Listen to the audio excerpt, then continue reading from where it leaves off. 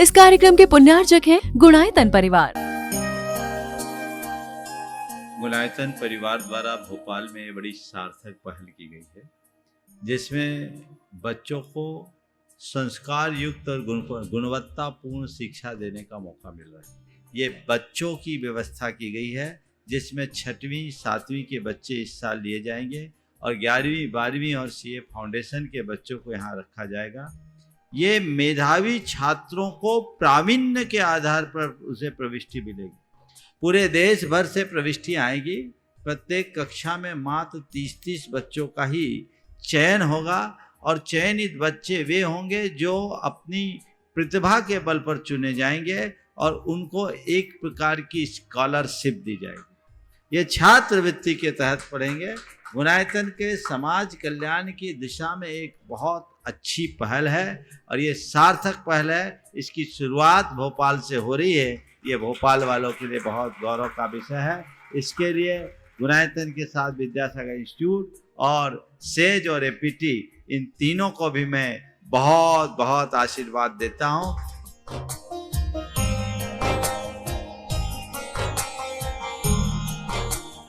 एक आदर्श और व्यवस्थित दिनचर्या का लक्ष्य प्राप्ति में बहुत बड़ा योगदान होता है।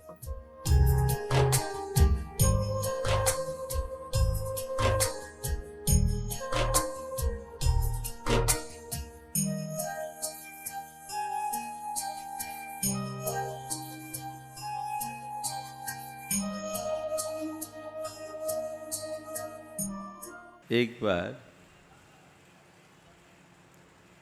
एक जिज्ञासु किसी संत के पास पहुंचा। उनके चरणों में निवेदन किया कि गुरुदेव, मैं 1 माह से लगातार आपको सुन रहा हूँ। आपकी बातें बड़ी अच्छी लगती है। आप जब कहते हो कि क्रोध बुरा है, लोभ बुरा है, मोह बुरा है, कैसाएँ बुरी है, बहुत अच्छा लगता है। आप जब ये बताते हैं कि पाप हमारा शत्रु है, मन को छूता है, लेकिन इसके बावजूद न तो मैं पापों से मुक्त हो पाता हूँ, न कषायों पर नियंत्रण कर पाता हूँ। आखिर इनसे कैसे बचा जाए? जिज्ञासु की प्रार्थना सुन संत मुस्कुराए और उन्होंने पूछा, ये बताओ तुम कहाँ से आते हो? उत्तर दिया कि मैं श्रावस्ती से आता हूँ। कहाँ आते हो? कौशाम्बी आता हूँ। श्रावस्ती से कौशाम्बी कितनी दूर है? उनने हिसाब लगा करके बता दिया, इतनी दूर है। इतनी दूरी पूरी करने वाला श्रावस्ती से कौशाम्बी पहुंच जाता है? बोले जी, पहुंच जाता है।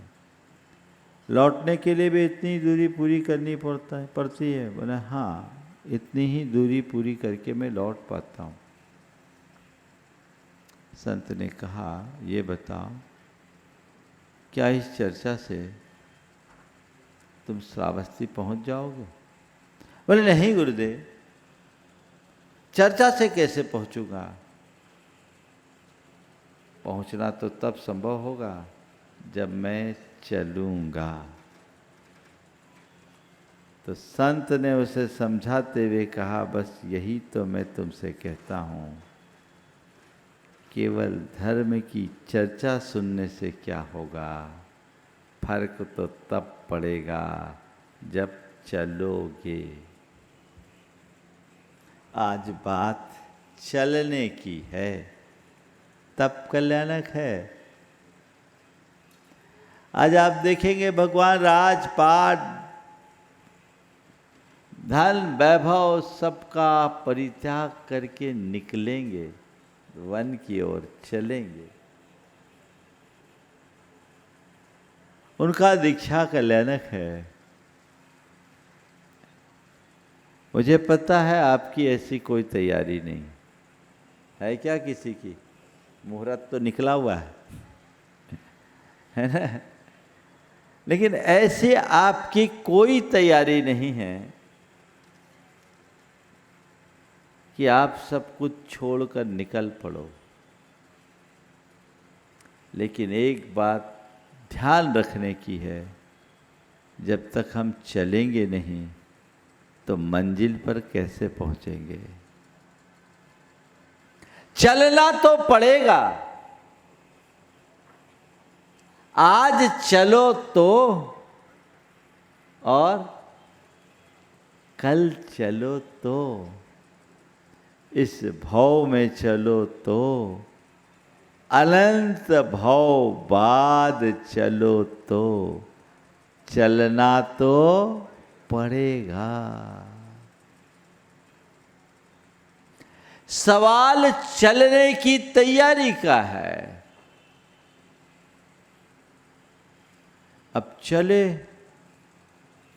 तो जब भी कभी आप लोगों के मन में आता तो होगा, लेकिन फिर क्या होता है, बहुत सारी चीजें जो आजू बाजू की है ना,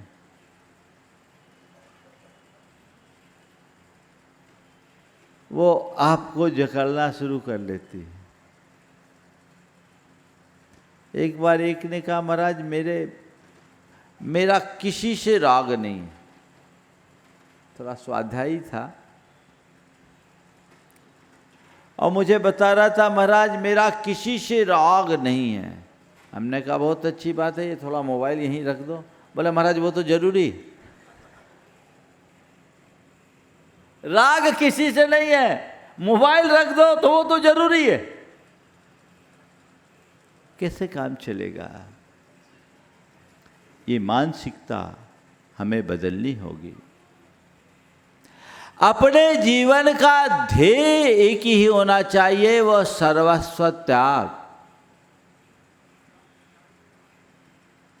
पर कदाचित वैसा न कर पाओ तो त्याग को जीवन का आदर्श बनाकर कम से कम त्यागियों के अनुगामी बनना शुरू करो। और त्यागियों के अनुगामी बनने का अर्थ क्या है? उनके पीछे चलना नहीं। त्यागियों के अनुगामी बनने का अर्थ यह है कि उनके मार्ग का शक्ति और परिस्थिति अनुरूप अनुसरण करना। अनुकरण करो, जितना कर सको उतना करो, पर जहां हो वहां से आगे बढ़ो।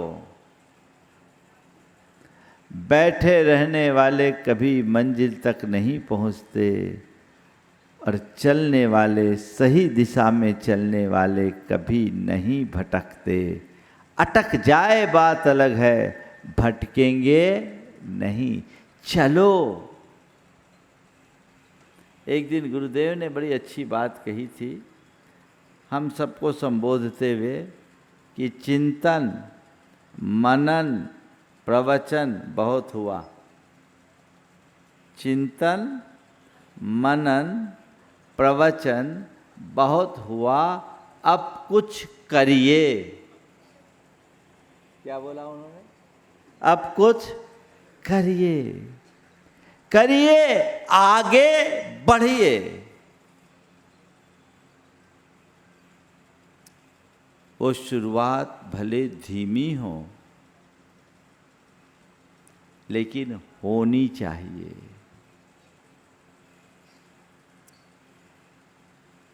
सवाल ये नहीं है कि आप 100 किलोमीटर की रफ्तार से चल रहे हैं या 10 किलोमीटर की रफ्तार से चल रहे हैं।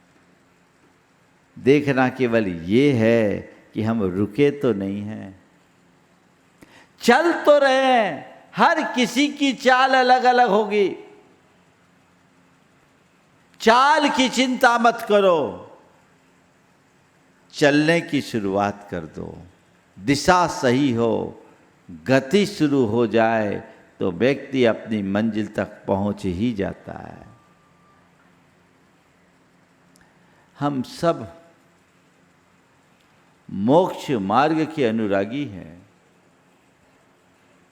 हम लोग जब भगवान का नाम स्मरण करना शुरू करते हैं, माला जपना शुरू करते हैं, तो सबसे पहले क्या बोलते हैं? ओम सम्यक दर्शनाय नमः, सम्यक ज्ञानाय नमः, सम्यक चारित्राय नमः।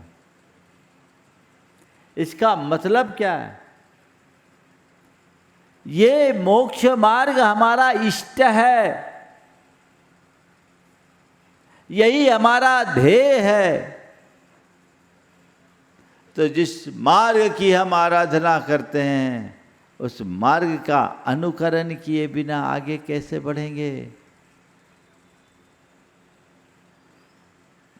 चलना तो शुरू करें। बातें हम बड़ी ऊंची ऊंची करते हैं, काम क्या कर रहे हैं ये भी तो देखें। कहां से शुरुआत करना है आप सब तय कीजिए।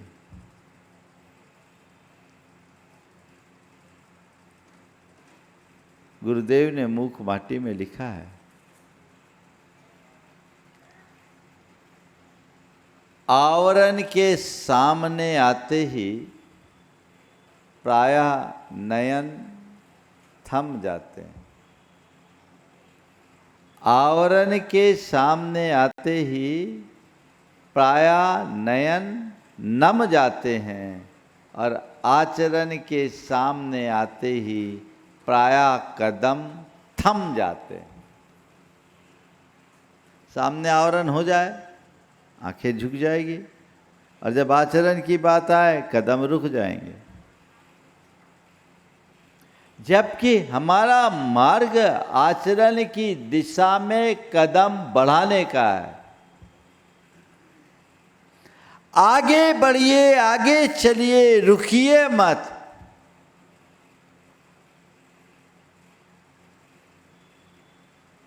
चार बातें: चलना, चलाना, रुकना, रोकना। क्या? चलना, चलाना, रुकना, रोकना। आप लोग और हम लोगों में ज़्यादा अंतर नहीं। एक गृहस्थ कौन है जो खुद रुका हो और रोकने में आनंदित हो? और साधु कौन है जो खुद चले और चलाने में आनंदित हो? अब बिल्कुल विषमता है। आप रुकने और रोकने में आनंदित कर रहते हो, और हम चलने और चलाने में आनंदित हैं। अब कैसे तालमेल बने?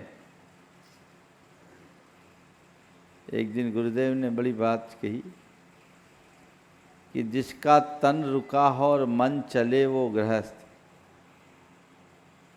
जिसका तन रुका हो, मन चले वो गृहस्थ, और जिसका मन रुका हो, तन चले वो साधु। बस ये एक संगति बिठाइए। जीवन की दिशा मोड़ने की आवश्यकता और अपेक्षा है। हम चलना शुरू करें। और आज मैं आप सबको एकदम नीचे से ले जाना शुरू करता हूं। कहां से चलना शुरू करें? धर्म की कक्षा में प्रवेश करने वाले को सबसे पहला काम है कुलाचार का पालन। क्या बोला मैंने? कुलाचार का पालन। कुलाचार का मतलब क्या है?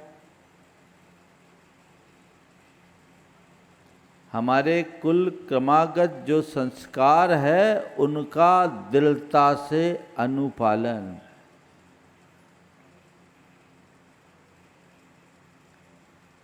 मद मांस मधु का परहेज, अभक्ष और अशुद्ध पदार्थों के सेवन का परहेज,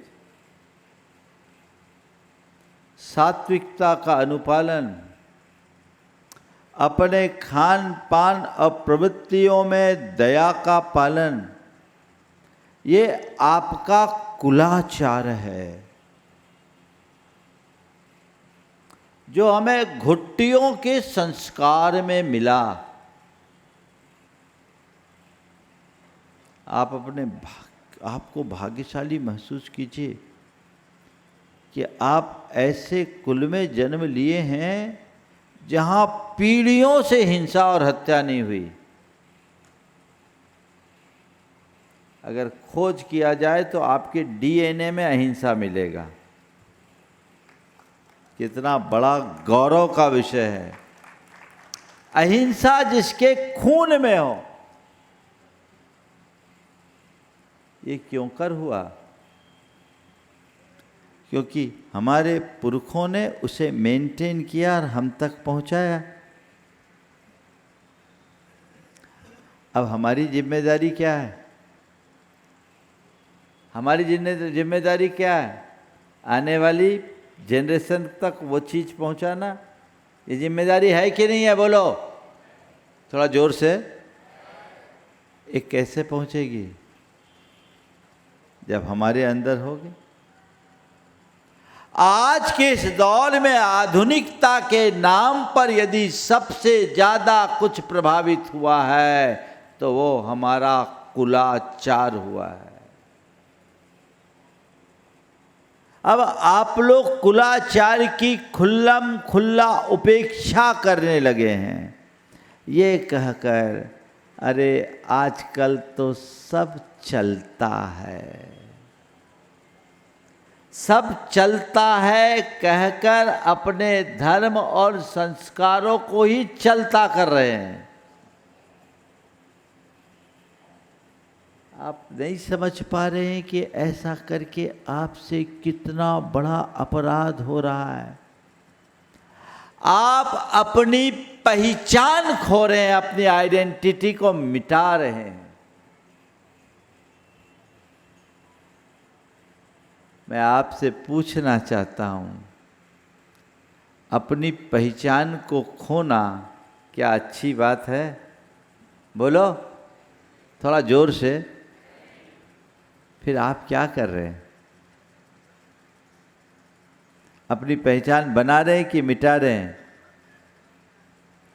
बोलिए, इसके लिए जिम्मेदार कौन है? आप जितना चाहे आधुनिक बनिए, मुझे आधुनिकता से कोई एतराज नहीं, पर बस इतना ही कहना चाहता हूं, अपनी मौलिक पहचान को बचाए रखिए।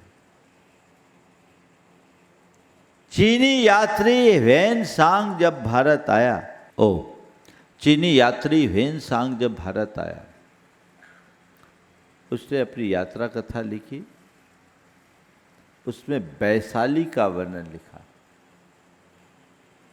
वैशाली के वर्णन में उसने लिखा कि मैंने वहाँ बड़ी संख्या में निर्ग्रंथों को देखा। उस जमाने में जैनी निर्ग्रंथ कहलाते थे।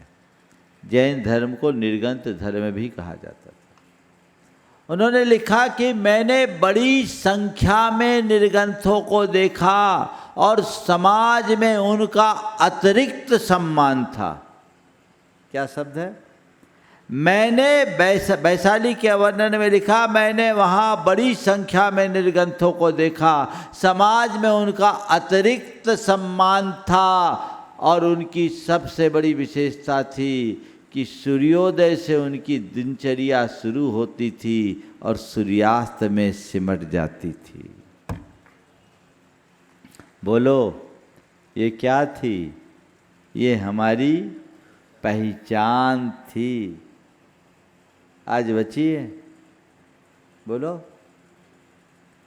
मुझे याद है जब मैं छोटा था, दूध लेने जाता था, तो जिस ग्वाले के यहाँ से दूध लाता था, वो ग्वाला कहता था, जैनी लोग सियार भोंकने के बाद नहीं खाते।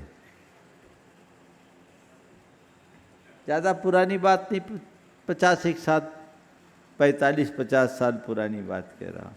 क्या बोलते थे? जैन लोग सियार भौंकने के बाद नहीं खाते। अब आप लोग कितने होशियार हो गए आपको ही पता है। खो गई पहचान। अब बोलो, इसका जिम्मेदार कौन? अपनी धार्मिक पहचान को खोकर आप क्या पाएंगे?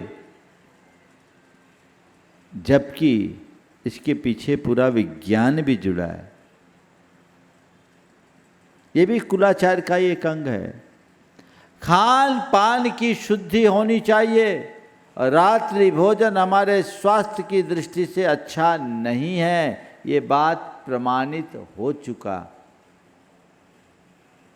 फिर भी आप अगर रात्रि भोजन से परहेज न कर पाओ तो कितनी बड़ी कमजोरी है। जहां चाह वहां राह होती है। सोच लोगे तो सब हो जाएगा। जब तक कर रहे हो तो कर रहे हो। यदि मेरी प्रतिबद्धता होगी कि मुझे ये चीज नहीं करना, तो नहीं करोगे। आज इस सभा में बहुत सारे लोग होंगे, हैं भी,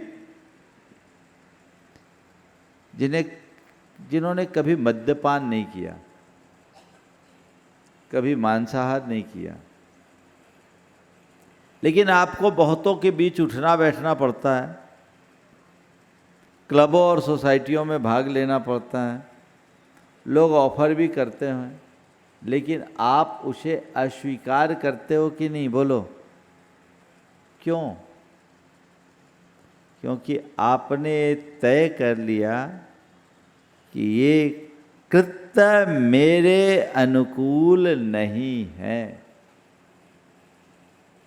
आप उससे दूर हो गए। और जिसको आप एक्सेप्ट कर लिए, आप उसको पकड़ लिए। आज रात्रि भोजन आपके लिए सामान्य सी बात होगी, भैया चलता है। कल शराब भी सामान्य सी बात होगी, और जिनके यहाँ चलने लगा उनके लिए यहाँ तो हो ही गया है। कुलाचार की बात आपसे क्या करूं? मैं तो हमेशा कहता हूँ, जब तक कुलाचार है तब तक सदाचार है। जहाँ कुलाचार खत्म वहाँ दुराचार पक्का। और ये चीज़ें धीरे धीरे आम होने लगी है। बहुत सारे कथित जैन परिवारों में मद्यपान की प्रवृत्ति आम हो गई। अभी कुछ दिन पहले एक घटना मुझे किसी ने सुनाई कि पिता की 25वीं वर्षगांठ में बेटा शराब की पैक चढ़ा रहा था, बाप बेटे दोनों मिलकर के पी रहे थे। ये किसकी बात कर रहा हूं मैं? ये आपकी समाज की बात कर रहा हूं। कहाँ जा रहे? दिल्ली की एक घटना सामने आई। शादी विवाह होते हैं, आप लोग गुरुओं के पास भी कार्ड रख देते हो आशीर्वाद की भावना से। आप सुन करके चौंक जाओगे। दिल्ली में एक मुनि महाराज के पास कार्ड गया। उस शादी के कार्ड में शराब की छोटी सी शीशी भी थी। आजकल ऐसा कार्ड आने लगा ना जिसमें वो भी रहता है। धोखे से दूसरों का कार्ड महाराज के पास आ गया। अब बताओ, अब महाराज के पास किसी ने कार्ड रखा तो मुनि भक्त ही होगा। और मुनि भक्त है या कम भक्त है, आप बताओ, क्या बात है। गुरु भक्त कहलाने वाला व्यक्ति जिसके परिवार में ये चीजें हो जाए, वो तो जैन धर्म का बंटाधार ही कर देगा। इस पर गंभीरता से विचार करना चाहिए। कुलाचार का दृढ़ता से पालन करे। महाराज बच्चे नहीं मानते, परिवार में कैसे करे? नहीं, बच्चों को एजुकेट कीजिए। आज के बच्चे परंपरा से ही चीजों को स्वीकार नहीं करते। उन्हें हमें युक्ति और तर्कना के साथ बात समझाना चाहिए। उनका मुंह बंद करने की जगह उनके हृदय में बोध जगाना चाहिए। उन्हें बताइए कि ये जो मद्य मांस मधु के त्याग की बात की जाती है, उसके पीछे का विज्ञान क्या है। रात्रि भोजन के त्याग की बात की जाती है, उसके पीछे का विज्ञान क्या है। शराब कितना विघातक है, इसे बताने की कोई ज़रूरत नहीं है। मांसाहार में कितनी हिंसा है और वो हमारे स्वास्थ्य के लिए भी किस प्रकार नुकसानदेह है, और उसमें हमारी संवेदनाओं का कितना ह्रास है, ये बात समझाना कोई कठिन नहीं है। शहद का जहाँ तक सवाल है, तो शहद के उत्पादन में कितनी हिंसा होती है, ये किसी से अनजानी नहीं है। तो जैन परंपरा में इन तीनों को अभक्ष की श्रेणी में रखा गया और कहा गया मद्य मांस मधु का त्याग तो बिना कहे होना चाहिए। मद्य मांस मधु और पंच उदंबर फल, ये 8 मूल गुण है, इनका त्याग करना। बड़ पीपल पाकर उमर कटुमर, ये बड़ पीपल पाकर उमर कटुमर के फल को खोलोगे तो हजारों कीड़े बिलबिलाते दिखेंगे। हम अहिंसा के अनुयायी हैं, हम इनका सेवन सपने में भी नहीं सोच सकते। बच्चों के हृदय में ये बात बिठाइए कि ये हमारे कुल के अनुकूल नहीं, न हमें करना है न कराना है, न करने वालों को की अनुमोदना करना है। इससे बचिए। संस्कार पक्के होंगे तो कभी भटकाव नहीं आएगा। लेकिन खुद ही नीचे गिरोगे तो बच्चों को क्या उठाओगे? आम हो गया। शुरुआत से उनके अंदर ऐसे मजबूत संस्कार भर दीजिए ताकि बड़े होने पर उनमें भटकाव ना आए। आज का वातावरण कदम कदम पर पतित करने वाला है। एक बार मेरा प्रवचन हुआ और प्रवचन के तुरंत बाद एक युवक मेरे पास आया, फूट फूट के रोने लगा। वो लड़का इंजीनियरिंग कर रहा था और 2nd ईयर का स्टूडेंट था। उसने कहा, बड़े टूटते शब्दों में बड़ी मुश्किल से कह पाया कि महाराज जी मुझसे बड़ी गलती हो गई।